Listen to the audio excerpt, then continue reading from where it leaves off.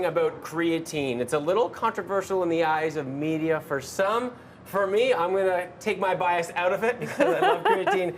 Jenni joins us now, a nutritionist, to kind of tell us all about the benefits, maybe some things that we've heard. Good morning to you. Good morning to you. So where do we even want to begin with creatine today? Well, we're going to actually just start with like what it is. Let's just talk about what it is. So creatine it's made up of it's a compound that naturally occurs in the body, and it's made up of 3 amino acids. So glycine, arginine, and methathione. And your body naturally produces some creatine, 1 to 2 grams a day.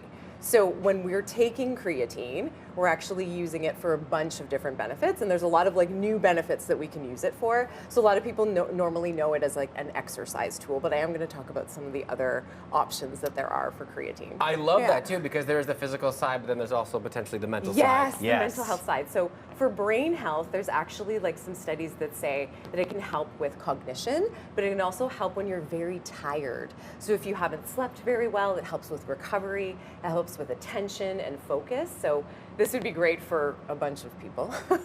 A lot of people, sleep-deprived people. Maybe some morning show people. Yeah, morning show people. It might be, it might be like the best thing for you to be taking. And it can also help with aging-related brain health. So when you're talking about somebody losing a little bit of their memory and cognition, this can help, especially if you're taking it with some consistency. One thing to note about the taking it with consistency is that you really do need to be consistent with it. So you can't just be like, I took creatine one time and then I didn't feel like I had all the benefits from it. Right. So you do need to be taking like a very small dose. So the dose that we focus on is around 3 to 5 grams. So most of these will have a teeny tiny little scoop in it. It's very small. It's just a little one. Just a little guy. Just a little guy. So some of the potential issues that some people have with it is that they will have too much. So they'll do too much, and then they'll actually start to feel like they're holding on to like too much water. Their stomach will hurt. They'll feel some digestive issues that can go either way. Okay. If you're starting to see that, then maybe you need to go back a little bit on the amount. And on that, what's the perfect way if I'm going into it where I should start? Because how do I know how much to take for my personal body? So I wouldn't start with that 5-gram scoop. I'd start with like half of it, maybe 2.5 or 2, and then just try it out in something. We're going to make a smoothie. We're going to look at that, and then just see like how your stomach feels, and do that for about 4 weeks.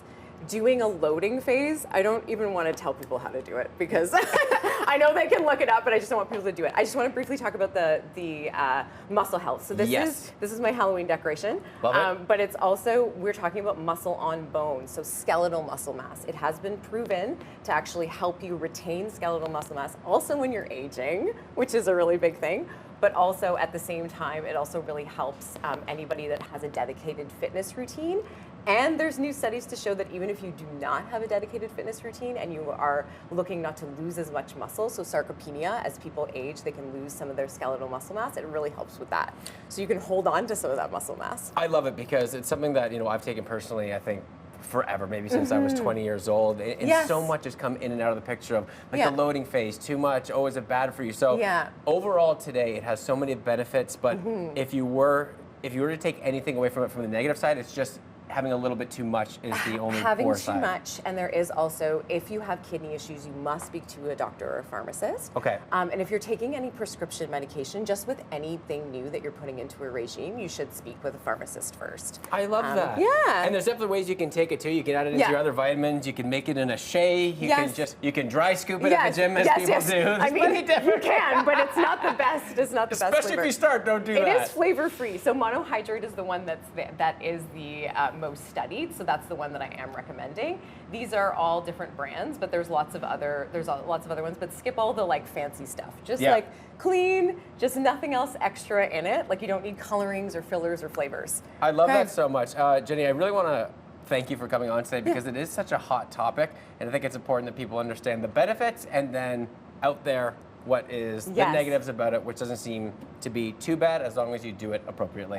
Yeah, exactly. I appreciate your time this morning. Thank you. Thank you for being here.